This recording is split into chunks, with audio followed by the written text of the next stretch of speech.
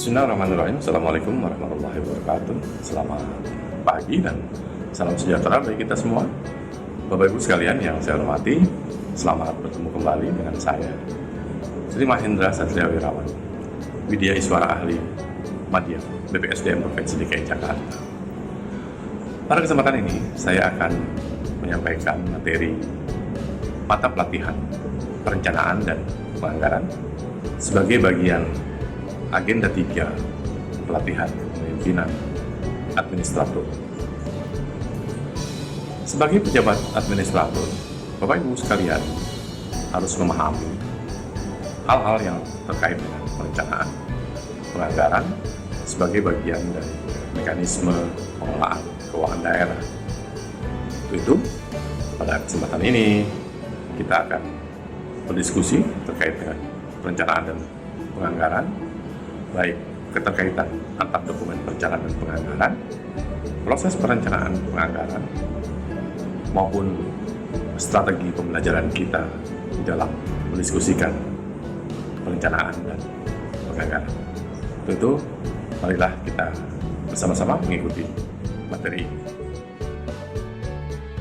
Para peserta pelatihan kepemimpinan administrator sekalian, tujuan pembelajaran ini adalah bahwa setelah mengikuti pelatihan, peserta mampu memahami proses perencanaan dan penganggaran dalam penyusunan anggaran daerah yang terkait dengan hierarki, pendekatan proses, serta substansi dokumen perencanaan dan penganggaran.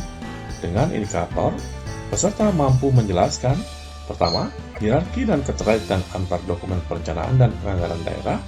Kedua, dokumen perencanaan berupa RPJPD, RPJMD, Renstra SKPD, RKPD dan Renja SKPD, serta yang ketiga dokumen penganggaran berupa KUA PPA, RKA SKPD dan APBD. Sebelum memasuki materi tentang manajemen penganggaran, saya akan mengawali dengan memberikan gambaran tentang siklus pengelolaan keuangan daerah yang dalam pelaksanaannya dimulai dengan proses perencanaan dan dilanjutkan dengan penganggaran untuk pelaksanaannya. Selanjutnya, kita akan melakukan penatausahaan keuangan untuk disampaikan dalam proses pelaporan dalam rangka pertanggungjawaban.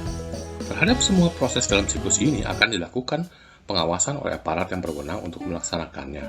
Namun, dalam manajemen penganggaran, kita hanya akan membahas dua hal saja yang terkait dengan perencanaan dan penganggaran. Selanjutnya, marilah kita bersama melihat keterkaitan antar dokumen perencanaan dan penganggaran baik pusat maupun daerah dalam jangka panjang, menengah, dan tahunan. Di tingkat pusat, Rencana Pembangunan Jangka Panjang Nasional atau RPJPN disusun untuk menjadi acuan penyusunan Rencana Pembangunan Jangka Panjang Daerah atau RPJPD yang merupakan dokumen perencanaan 20 tahunan. Di samping itu, RPJPN juga akan menjadi pedoman penyusunan Rencana Pembangunan Jangka Menengah Nasional atau RPJMN sebagai visi misi Presiden. Dengan memperhatikan RPJMN dan mempedomani RPJPD, disusun Rencana Pembangunan Jangka Menengah Daerah atau RPJMD sebagai visi misi Gubernur untuk pedoman penyusunan Renstra KL dan SKPD yang merupakan dokumen perencanaan 5 tahunan.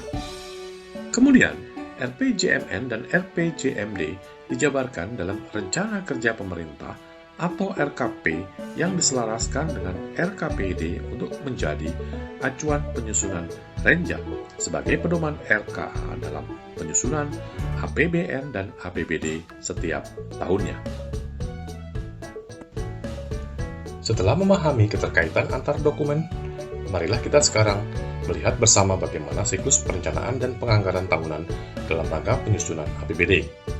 Proses perencanaan diawali dengan musrenbang yang dilakukan dari tingkat kelurahan, kecamatan, kota, dan kabupaten, serta provinsi guna penyusunan rencana kerja pemerintah daerah atau RKPD yang dilakukan oleh Bapeda sebagai pedoman penyusunan rencana kerja atau Renja SKPD.